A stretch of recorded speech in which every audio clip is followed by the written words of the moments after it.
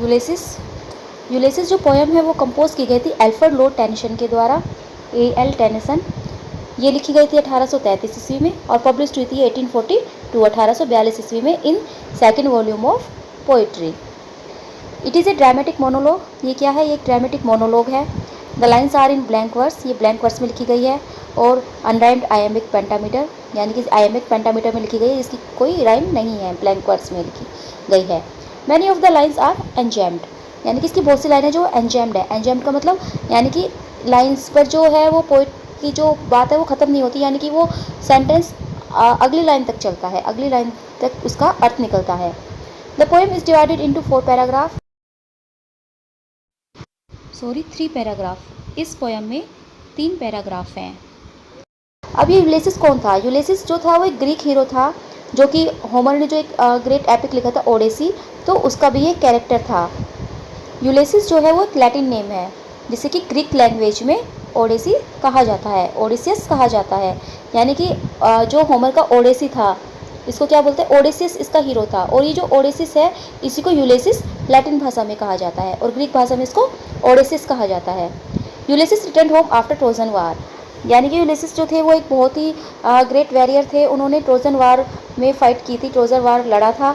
तो उसके बाद जो ये अल्फ्रेड लॉर्ड टेनिसन ने जो ये पोएम लिखी है, ये इस ट्रोजन वार के बाद लिखी है। जब यूलिसिस अपने घर वापस लौटते हैं तो ये सब उस पर बेस्ड है कि वो अपने घर वापस लौटकर वो कैसा फील करते हैं, क्योंकि वो एक वॉरियर रहे हैं, तो घर पर रहना और राज्य करना वो सब उनके लिए सही नहीं है, यानी कि वो अपने आप को इसके काबिल नहीं मानते। उन्हें लगता है कि वो तो कुछ नया खोजने के लिए बने हैं, वो स्ट्रगल करने के लिए बने हैं, न कि घर पर आराम से बैठकर राज्य करने के, या मनुष्य को जो वहाँ उसकी प्रजा है उसको रिवॉर्ड देने के या पनिश देने के। तो ये जो पोएम है इसी पर बेस्ड है। It little profits that an idle king buy this still hearth among these barren crags। तो यूलिसिस बोलता है कि इट लिटिल प्रॉफिट्स, इसमें बहुत कम लाभ है या इसमें कोई लाभ नहीं है। डैट की an idle king, that an idle king यानी कि एक आइडल राजा बनने में, बाय दिस स्टिल हर्थ इस आग के पास बैठने में, अमोंग दिस बैरन क्रैग्स इन जो बैरन ये जो चट्टाने बैरन चट्टाने हैं इनके बीच में, यानी कि जो यूलिसिस का महल है वो कहाँ है? यूलिसिस का महल जो है वो बैरन क्रेग्स के बीच में है और वो आग के चारों तरफ बैठा रहता है। एक आइडल वो किंग बन गया है जिसे कुछ काम नहीं है, तो वो कहता है कि इसमें कोई लाभ नहीं है। Matched with an aged wife, अपनी बूढ़ी वाइफ के साथ मैं बैठा रहता हूँ। आई मेट एंड डोल, और मैं क्या करता हूँ? आई मेट एंड डोल यानी कि मैं किसी को रिवार्ड देता हूँ, किसी को पनिश करता हूँ। अनइक्वल लॉज अनटू ए सैवेज रेस, सैवेज रेस यहाँ पर बोला गया है असभ्य लोगों को, यानी कि जो उसके किंगडम के लोग हैं वो असभ्य हैं।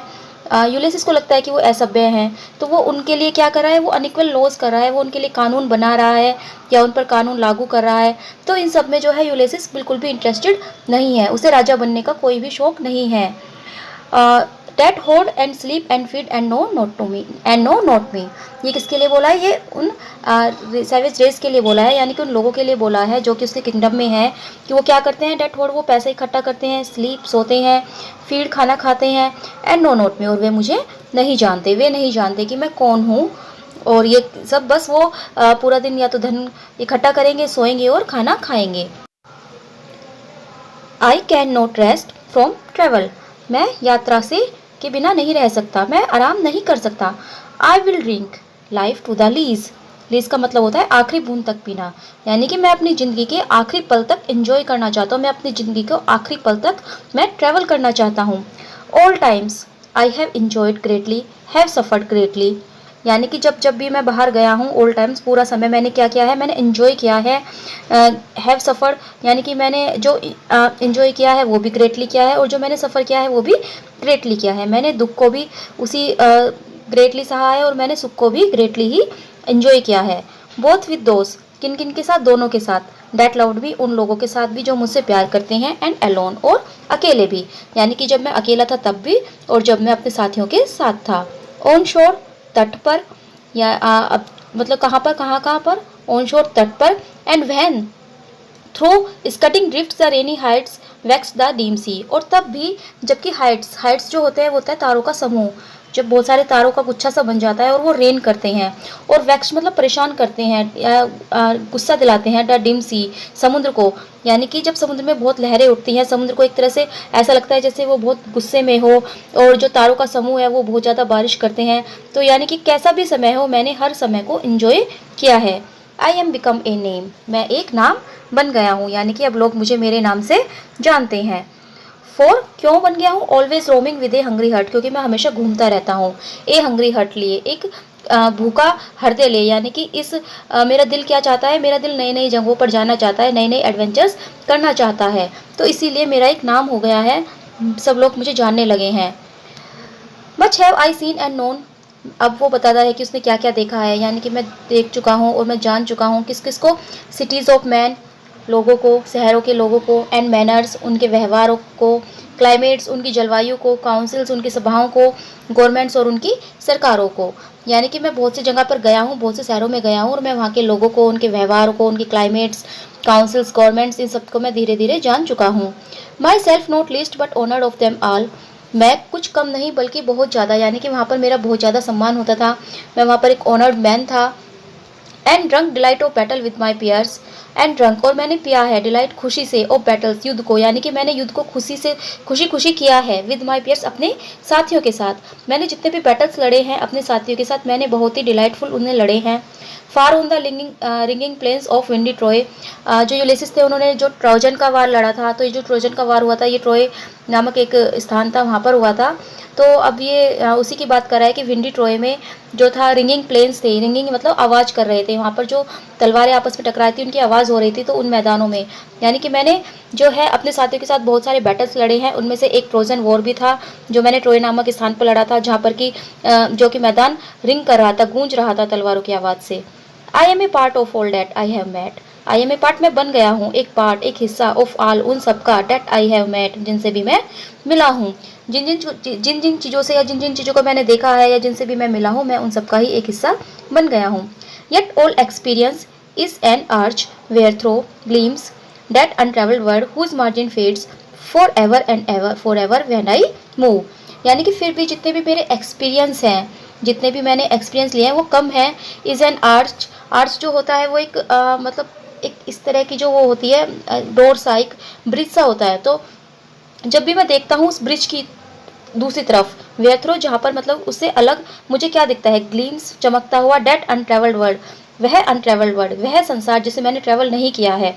हुज मार्जिन्स फेड्स, जिसकी की मार्जिन्स बढ़ती रहती है, यानी कि जो बड़ा होता रहता है, for ever and for ever when I move, जब जब मैं आगे बढ़ता हूँ। यानी कि मैं जितना संसार देखता जाता हूँ मुझे लगता है कि उससे ज़्यादा संसार मेरा अनट्रेवल रह गया है।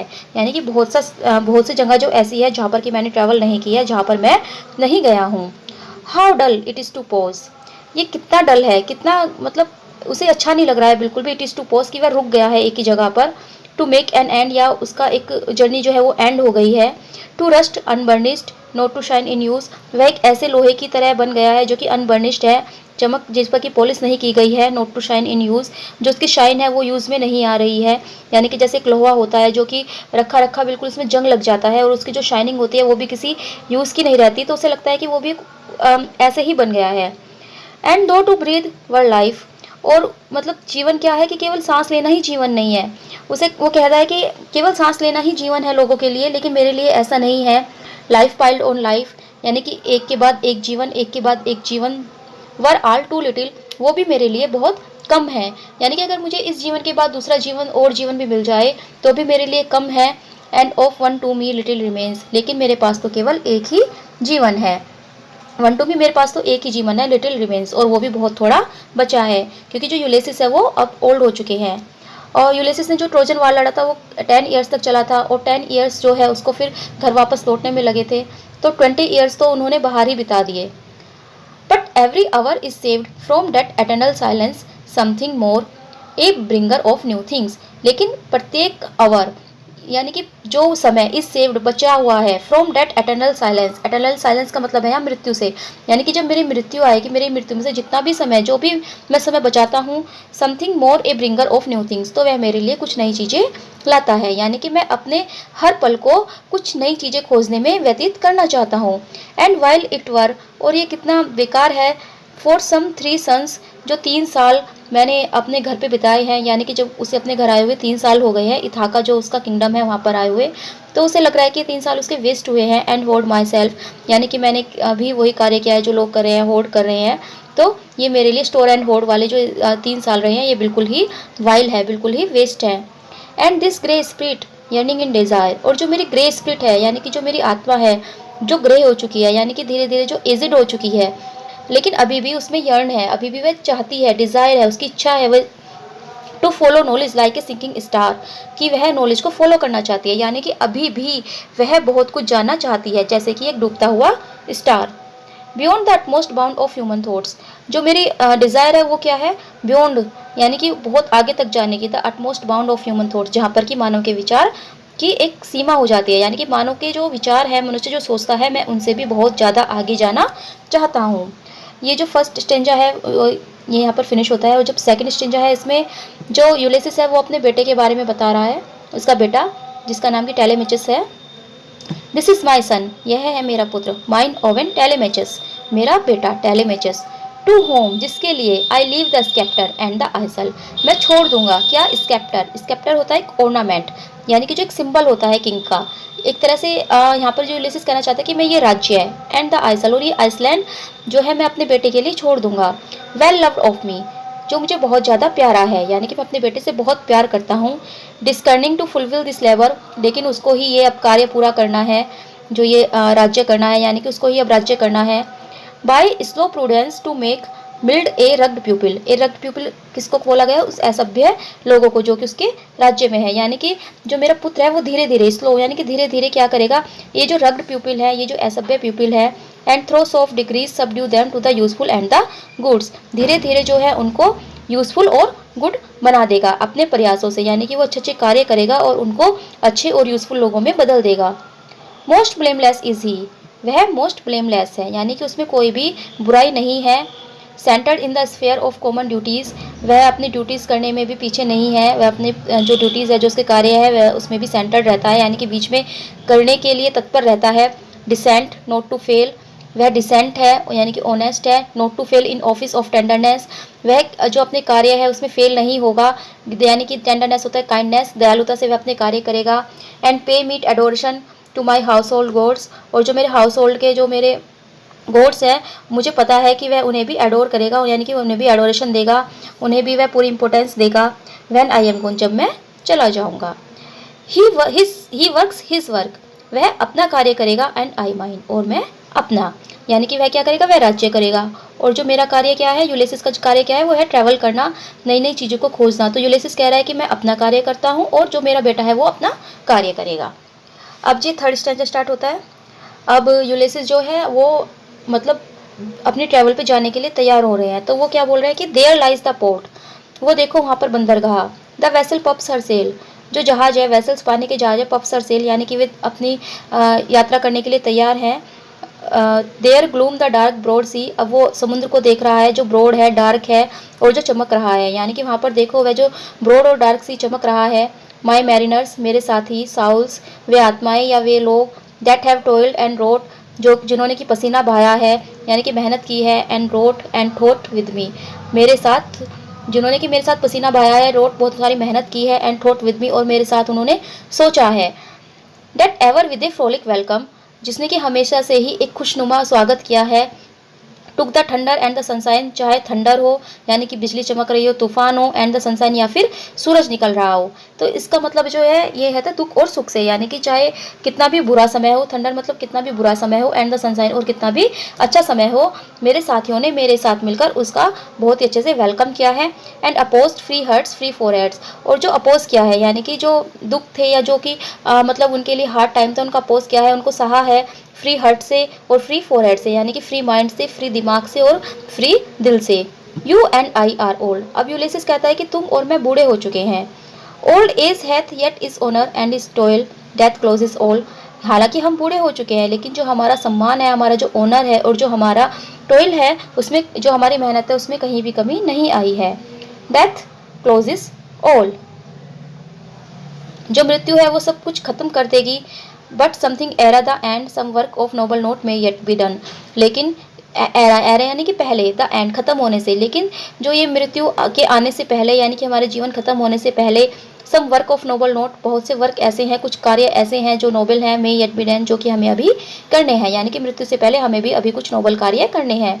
Not unbecoming men that strove with gods, हमें एक ऐसा व्यक्ति नहीं बनना है जो कि भगवान के स्टोव के आगे हार जाए, यानी कि ऐसे ही मर जाए। The lights begin to twinkle from the rocks, वो देखो चट्टानों से जो है वो लाइट जलने शुरू हो गई है।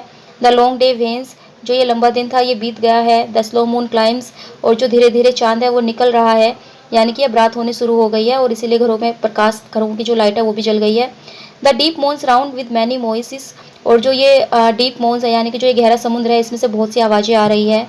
कम माई फ्रेंड्स, आओ मेरे मित्रों, अब जो यूलिसेस है वो अपने मित्रों को बुला रहा है। This is not too late to seek a newer world, अभी ज़्यादा देर नहीं हुई है कि हम नया वर्ल्ड खो सकें, यानी कि अभी हम कुछ नया कार्य कर सकते हैं, अभी हमें ज़्यादा लेट नहीं हुआ है। पुश ऑफ, आओ, and sitting well in order smite, अब जो वो कह रहे हैं कि जहाज में बैठ जाओ, यानी कि जहाज में तैयार हो जाओ, जहाज तैयार है चलने के लिए, तुम भी इसमें आकर बैठ जाओ। The sounding furrows for my purpose holds to sail beyond the sunset and the baths of all the western stars until I die. The sounding furrows यानी कि आवाज़ें आ रही है, फॉर माई पर्पज़ होल्ड, और मैंने अपने पर्पज़ को, जो मेरा उद्देश्य है उसको होल्ड करके रखा हुआ है, यानी कि मुझे अपने उद्देश्य पूरे करने हैं।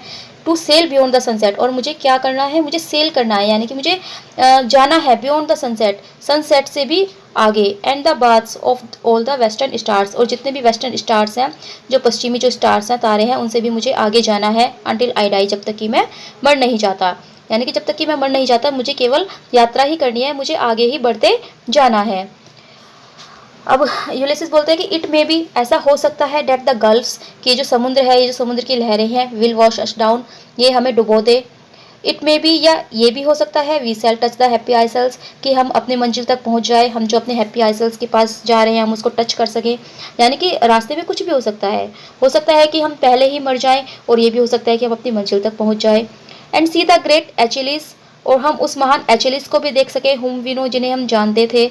जो ये एचिलिस था, ये जो यूलिसेस का ही एक फ्रेंड था, जिसने यूलिसेस के साथ ही वॉर लड़ा था, जिसकी की मृत्यु हो गई थी, डेथ हो गई थी। तो यूलिसेस अब उसको याद कराए कि हो सकता है कि हम एचिलिस से भी मिल जाएं, जिन्हें हम जानते थे।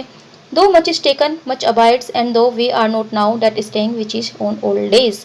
अब यूलिसेस कहता है कि हालांकि हमारे पास से बहुत कुछ चला गया है, मच अबाइड्स, बहुत कुछ जो है हमारे लिए रूल्स बन गए हैं, यानी कि अब हम ओल्ड हो चुके हैं, लेकिन we are not now that strength, हमारे पास अब इतनी स्ट्रेंथ नहीं है, विच इन ओल्ड डेज, यानी कि हम बूढ़े हो चुके हैं, और बूढ़े जो हमारे दिन है इसमें हमारे पास उतनी स्ट्रेंथ नहीं है जितनी कि यंग डेज में हमारे पास थी। मूव्ड अर्थ एंड हेवन, जब हमारे पास इतनी ताकत थी कि हम अर्थ और हेवन दोनों को हिला सकते थे, हम पृथ्वी और आकाश दोनों को हिला सकते थे। दैट विच वी आर, लेकिन हम अब भी वही है, भले ही हमारी स्ट्रेंथ नहीं है इतनी, लेकिन हमारे जो विल पावर है वो अब भी वैसी ही है। One equal temper of heroic hearts made weak by time and fate, जो हमारा इक्वल टेम्पर है, जो हमारे हीरोइक हर्ट्स थे, वो क्या है, वो समय ने और हमारे जो फेट ने उसने वीक कर दिए हैं। हमारा जो टेम्पर था, या जो हमारी जो स्ट्रेंथ थी, हमारे जो हीरोइक जो हर्ट था, जो हम मतलब कोई भी कार्य करने के लिए हमेशा तैयार रहते थे, हालांकि उसमें थोड़ी वो वीक हो गई है, जो समय ने, जो हम बूढ़े हो गए हैं, और जो हमारा फेट था, हमारे भाग्य ने उसको थोड़ा कम कर दिया है। बट स्ट्रॉन्ग इन विल, लेकिन हमारी इच्छा शक्ति जो है वो आज भी उतनी ही स्ट्रॉन्ग है, भले ही हम फिजिकली वीक हो गए हैं, लेकिन हम मेंटली आज भी उतने ही स्ट्रॉन्ग है। To strive, to seek, to find and not to yield, आगे बढ़ने के लिए, कुछ नया खोजने के लिए, टू फाइंड कुछ पाने के लिए, एंड नॉट टू यील्ड, लेकिन झुकने के लिए नहीं, यानी कि हमारी विल जो है, विल पावर, वो आज भी स्ट्रॉन्ग है कि वो आगे बढ़ सके, कुछ खोज सके, कुछ पा सके, लेकिन वो कभी भी झुकेगी नहीं।